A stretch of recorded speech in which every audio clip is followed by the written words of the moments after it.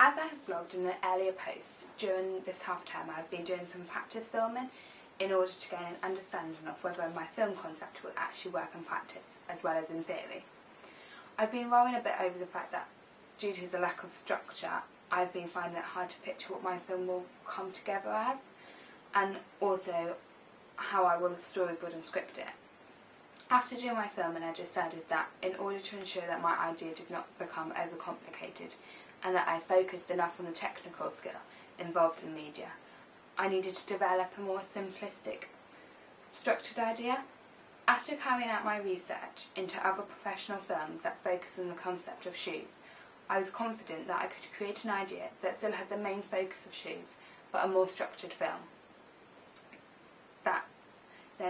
That rather than focusing on a number of characters, I had just one main protagonist character. My idea, therefore, has taken the path of focusing on the main character, Jenny. The basic plot is that Jenny is a 26-year-old woman who works and lives in the heart of London, in a city whereby you would think that to be big, you had to think big. Jenny melts into the busy background rush hour life of London. She is an average girl living an average life. Her black shoes reflect her ambitions to follow the crowd, to watch life as it ticks by. Nothing bad, but nothing exciting happening. However, when she woke at 7 a.m. to her alarm radio blasting out and her mind racing to think about the cocktail due the night before, she thinks today will just be another average day in the life of Jenny. She thinks about tackling the trains as a rush hour, living through one very dull meeting, and drinking a countless number of skinny lattes. She'll unlock the door tonight, have a quiet night in, go to bed, and the routine will all start again the next day. However, today will be different. The day starts just as any other, dressed in a grey business dress, striped shirt and opaque black tights. Jenny stands at the window, gazing out at the chilly December morning face of her, while she eats her breakfast, always the same. 2 Weetabix, a dash of skimmed milk, and a banana on top. The routine's feeling so similar, she at times feels like a robot, living life through emotions of life. However, as she opens her wardrobe to go and put on her pair of black heels, not too high for practicality, but the height giving her a little bit of inside confidence, her eyes are drawn towards a pair of bright red shoes up there. She has no idea whose shoes they are, but all she knows is she has a feeling that today she will live the life in someone else's shoes. As she leaves the house, she feels as if the sun is shining on her. In a city where people are so absorbed in their own lives, she feels as if she has her own bubble of happiness. Today she knows is going to just be a good day. On her usual train, where usually she sits there thinking about how quickly she can get to Starbucks to crave her caffeine withdrawal before facing the office, she looks around and notices others.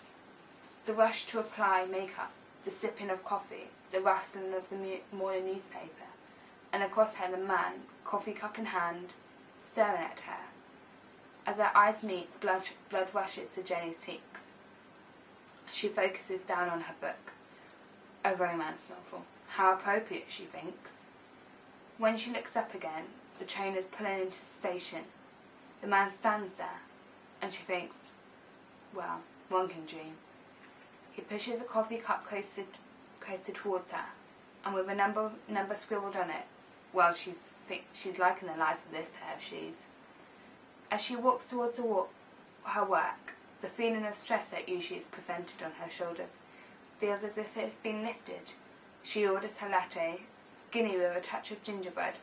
Why not feel the excitement of Christmas on a day such as today?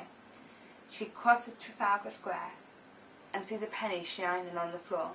To make a wish on such a day, it must come true, she thinks. I wish I could live the life of these shoes forever.